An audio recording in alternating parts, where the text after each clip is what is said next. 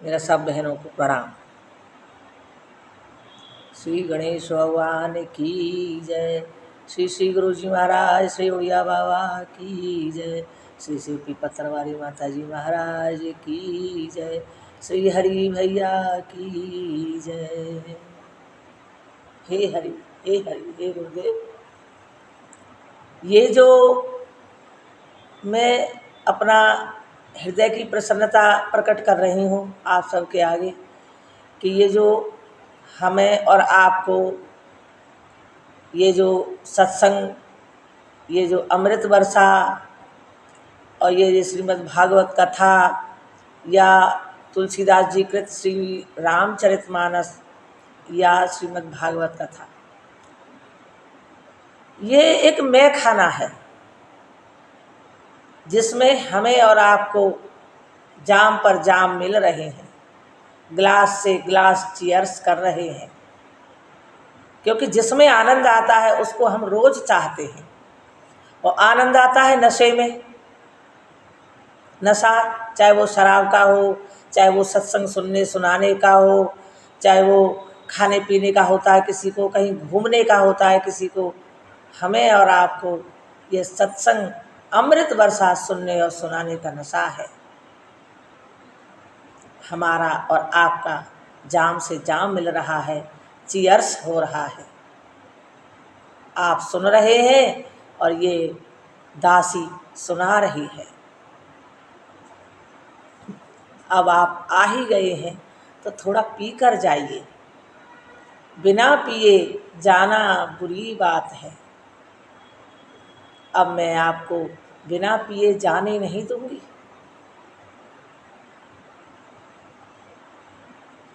आप मुझे बहुत प्यारे लगते हैं, बहुत अच्छे लगते हैं। क्या खूब लगते हो, बड़े सुंदर दिखते हो। क्या खूब लगते हो, बड़े सुंदर दिखते हो। फिर से कहो, कहते रहो, अमृत वर्षा अच्छा लगता है। ये कथा सुनना का सपना बड़ा प्यारा लगता है। क्या खूब लगते हो, बड़े सुंदर दिखते हो। बहनों और भाइयों, किसी से जब तक प्रेम न हो तब तक उसमें आनंद नहीं आता।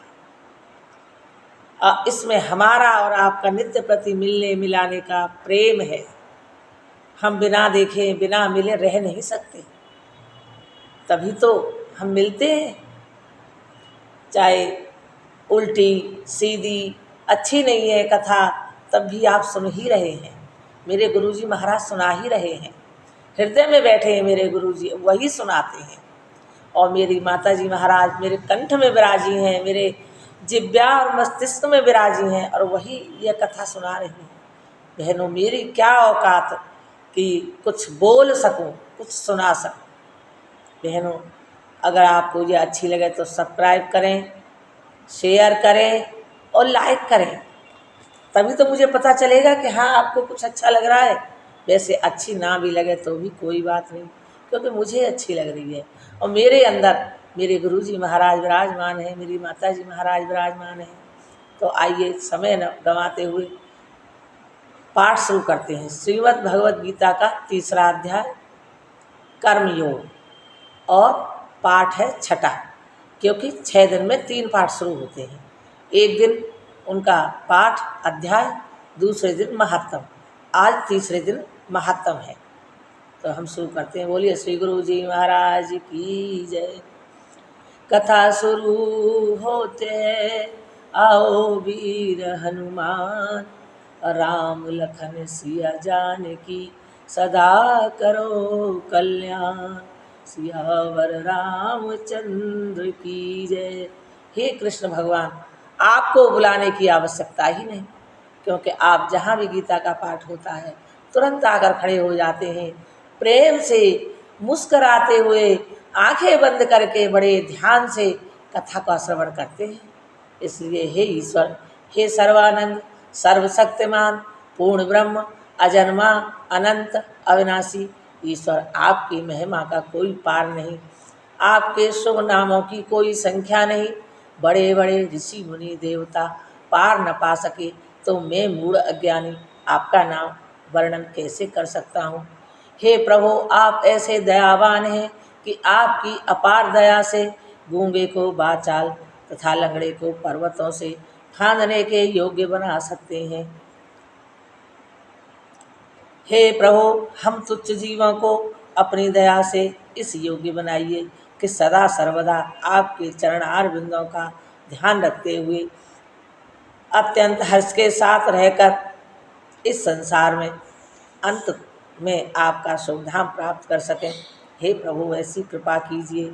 ओम शांति शांति शांति। ओम नमो भगवते वासुदेवाय विश्वेश्वराय आदिपुरुष अपरंपार अलेख पुरुषाय नमः। जगत बंधु ज्योति स्वरूप जिय की जानन हार, हर यश मांगन आयो दास प्रभु के द्वार। सियापत रामचंद्र की जय, पवन सुत हनुमान की जय, बुलुर भाई सब संतन की जय। जय जय सीताराम। तीसरे अध्याय का महत्व सुनिए, जो कर्म योग है, यानी कर्मों का महत्व बताया गया है कि जैसे हम कर्म करते हैं वैसे ही हमको फल प्राप्त होता है, और जो हमारे पास प्राप्त है उससे हम प्रसन्न नहीं हैं, हमें शांति नहीं है। हम और कुछ और ज़्यादा आया और ज़्यादा, ये मिल जाए वो मिल जाए, उसी की चिंता में हर वक्त निश्चिंत बेचैन रहते हैं, अशांत रहते हैं, जो दुनिया का सबसे बड़ा दुख है। तो बहनों और भाइयों, यहाँ यही बताया गया है इस पाठ से कि जैसा कर्म करेंगे वैसा फल मिलेगा और शांति रखनी चाहिए। तो यहाँ यह एक शूद्र की कथा है जिसने बहुत अन्याय करके खूब सारा धन इकट्ठा किया था, और धन इकट्ठा हो गया। एक दिन उसका सारा धन चोर चुरा कर ले गए।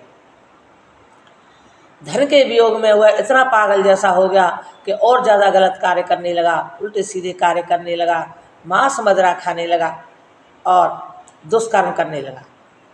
अब वह अपना धन वापस इकट्ठा करने के लिए और किसी दूसरे चोरों के साथ चोरी करने के लिए गया, और चोरी करने के बाद उन्हीं चोरों ने उनका धन ले लिया और उसको मार दिया। अब वह मरने के बाद वह भटकती आत्मा प्रेत बन गई। यानी जो दुखी होकर मरते हैं, संसार से जाते हैं, उनको भूत प्रेतों में जन्म मिलता है। हजारों करोड़ों वर्षों तक वह भूत प्रेत बनकर पेड़ों पर लटके रहते हैं और उनको शांति प्राप्त नहीं होती। फिर वह पछताते हैं और दुख प्राप्त करते हैं। बहनों और भाइयों, हम सबको मालूम है कि मनुष्य जन्म केवल एक बार ही मिलता है, उसके बाद जाने क्या जन्म मिले हमें नहीं मालूम।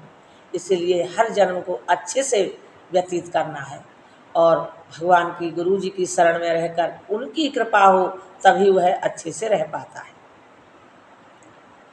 अब वह प्रेत बनकर एक वृक्ष के पेड़ पर रहने लगा, एक बड़े वृक्ष पर रहने लगा। कुछ दिनों बाद उसका पुत्र जब बड़ा हुआ, उसके पास एक पुत्र था। वह बड़ा हुआ, वह अपनी माता से पूछने लगा, हे माता, मेरे पिताजी कहाँ पर हैं? मैंने अभी तक उनकी कोई खोज खबर नहीं सुनी है। माता कहने लगी, हे पुत्र, तुम्हारे पिता को चोरों ने मार डाला है। पुत्र कहने लगा, माता, मेरे पिता की तुमने कोई गति कराई है कि उनकी शुभ गति मिल जाए? माता कहने लगी, हे पुत्र, मैं तो जानती नहीं, मुझे तो कुछ आता नहीं, इसलिए मैंने उनकी कोई गति नहीं कराई। तो पुत्र कहने लगा, माता, मैं जाऊंगा, मैं गया जी जाऊंगा और अपने पिता की गति के लिए कर्म करवा के आऊँगा, पिंडदान करा के आऊँगा।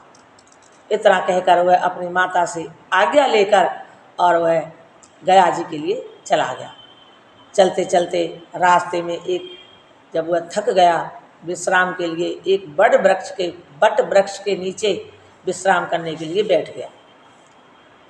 विश्राम करने के बाद उसने बराबर में सरोवर से एक लोटे में जल भरा, हाथ पैर मुंह धोए, कुल्ला दातुन किया और लोटे में जल लेकर उसी बट वृक्ष के नीचे गीता जी, श्री गीता जी के तीसरे अध्याय का पाठ करने बैठ गया। उसी वृक्ष पर उसका पिता विचरण करता था। उसे नहीं मालूम था कि यहाँ कौन रहता है। जब तीसरे अध्याय उसने शुरू किया और करते करते पूर्ण अध्याय हो गया, तब उस अध्याय को सुनकर वह प्रेत अपने पुत्र के सामने आया और वह कहने लगा, सामने जब खड़ा हुआ, पुत्र ने कहा, हे मनुष्य, तुम कौन हो? तो उस प्रेत ने कहा, हे पुत्र, मैं तुम्हारा पिता हूँ। उसने अपने पिता अपना नाम बताया, और तुम्हारे इस तीसरे अध्याय को सुनकर मैंने देवदेही पाई है। मेरी योनि, प्रेत योनि खत्म हो गई है। इसलिए तुम एक और अच्छा कार्य कीजिए। क्या? कि तुम्हारे हमारे यानी 7 पीढ़ी से जो हमारे पितृ नरक में पड़े हुए हैं, उनके गति के लिए भी तुम्हें इस तीसरे अध्याय का पाठ करना चाहिए। इतना कहकर उसका पिता विमान पर बैठकर स्वर्ग को चला गया। उसके पुत्र ने फिर से गीता के तीसरे अध्याय का पाठ किया और हाथ में जल लेकर अपने पितरों के लिए छिड़क दिया। अब वे सारे पितृ नरक से छूटकर स्वर्ग को चले गए। सारे पितृ जो 7 पीढ़ी से पड़े हुए थे, वो सब स्वर्ग को चले गए। अब धर्मराज को उनके दूतों ने खबर सुनाई कि पूरा नरक भूत प्रेतों से खाली हो गया है। तो धर्मराज ने कहा कि चलिए विष्णु भगवान के साथ चलते हैं, पास चलते हैं। विष्णु भगवान से जाकर उन्होंने कहा कि हे प्रभु, सारा नरक खाली हो गया है, ऐसा कैसे चलेगा? तब विष्णु भगवान ने कहा कि कितने ही जन्म जन्मांतरों के पापी हों।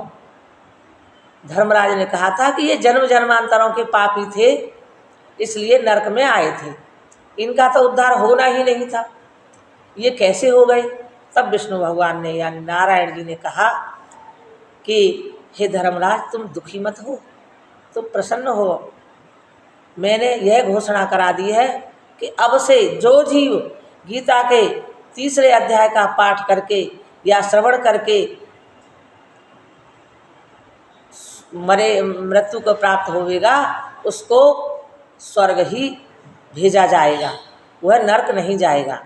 अथवा कोई किसी दूसरे व्यक्ति के लिए भी पाठ करके उसको उसका फल अर्पण करेगा तो भी वह नरक को नहीं जाएगा, उसको सीधा स्वर्ग भेजा जाएगा, नरक में नहीं भेजा जाएगा। ऐसा सुनकर धर्मराज ने अपनी पुरी में जाकर अपने दूतों को आज्ञा दी कि अब से कोई भी गीता के पाठ के फल को लेकर या पाठ करके आएगा, उसको नरक में नहीं भेजा जाएगा। यह गीता जी का पाठ इतना महान है, इतना महत्वपूर्ण है, इसकी इतनी बड़ी महिमा है कि इसके पाठ करने मात्र से पापी से पापी, दुरात्मा, चांडाल सबको सद्गति प्राप्त होती है। यह पाठ का इतना बड़ा महत्व है। श्री विष्णु भगवान कहते हैं, हे लक्ष्मी जी, श्री शंकर भगवान कहते हैं, हे पार्वती जी, यह गीता का तीसरे अध्याय का महत्व है। जो इसको सुनेगा और सुनाएगा, उसको सद्गति अवश्य प्राप्त हो। इत श्रीमद् भगवत गीता उपनिषद सती ईश्वर संवादे उत्तराखंडे गीता महात्म नाम तृतीय अध्याय संपूर्ण। श्री कृष्ण कन्हैया लाल की जय। श्री गीता ज्ञान की जय। आओ, यह कथा यहीं विराम लेती है। हे मेरे नाथ, ऐसी कृपा कीजिए कि मैं आपको कभी न भूलूं, और यदि भूल भी जाऊं तो आप मुझे कभी न भूलें। ऐसी कृपा कीजिए प्रभु, ऐसा मेरा कसकर हाथ पकड़ लीजिए कि मैं छुड़ाऊं तो भी न छूटे प्रभु, ऐसी कृपा कीजिए। ओम शांति शांति शांति ओम। हरे कृष्णा।